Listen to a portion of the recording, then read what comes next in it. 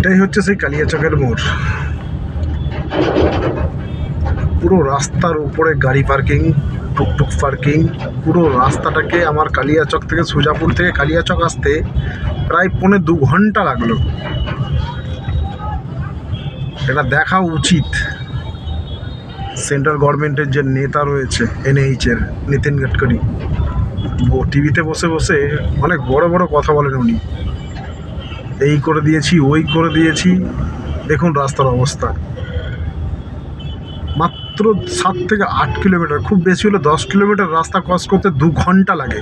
দেখুন কি অবস্থা, মেন রোডের উপরে কীভাবে গাড়ি পার্কিং করে রেখেছে। কিচ্ছু নেই, কোনো গাড়ি খারাপ নেই, কোনো কিচ্ছু নেই, তাতেই এই 8-10 কিলোমিটার রাস্তা আমাদেরকে পেরোতে 2 ঘন্টা সময় লাগে। আপনারা জানতেন না যে কালিয়াচকের মোড়ে এই অবস্থাটা হয়? তো আপনাদের উচিত ছিল এখানে ফ্লাইওভার করাটা প্রথমেই, সেটা আপনারা করেননি। মানুষ কষ্ট পেলে আপনাদের কি যায় আসে? মানুষ কষ্ট পাক না। আপনারা তো এসি ঘরে বসবেন, আর আপনারা যখন আসবেন তখন তো রাস্তাঘাট এমনি পরিষ্কার হয়ে যায়, আপনারা কি দেখবেন?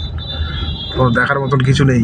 আমরা ভুগি রাস্তাতে, প্রত্যেকটা লরি ড্রাইভাররা এই অশান্তির মধ্যে দিয়ে প্রতিদিন যাওয়া আসা করছে। দেখুন তো কী অবস্থা, দেখুন পুরো রাস্তার উপর দিয়ে দেখুন কী পার্কিং করে রেখেছে। শুধু আমাদের মতন যাওয়ার মতন রাস্তা ছেড়েছে, পুরো রাস্তাটাকে ব্লক করে রেখেছে গাড়ি পার্কিং করে। প্রশাসনের কোনো হেলদোল নাই, কোনো মানে হয় এগুলো?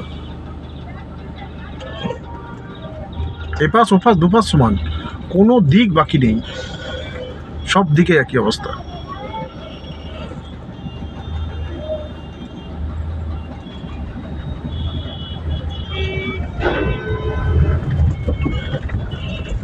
দেখুন কিভাবে গাড়ি পার্কিং, দেখুন লরি পার্কিং, গাড়ি তো যেমন তেমন, লরি পার্কিং, তাতেও কোনো হেলদোল নাই, কোনো ট্রাফিক পুলিশ, কোনো পুলিশের, কালিয়াচক থানার কোনো রকম কোনো হেলদোল নেই। ঘন্টার পর ঘন্টা সাধারণ মানুষ কষ্ট পাচ্ছে। বুঝেছেন? রাস্তাটা পুরো ক্লিয়ার পেলেন কিছু? আমি তো অনেকগুলো ভিডিওই করলাম, কিচ্ছু নেই, পুরো রাস্তা ক্লিয়ার। শুধু ওই মোড়ের টুকুর জন্য 2 ঘন্টা মানুষকে জ্যামে দাঁড়িয়ে থাকতে হয়।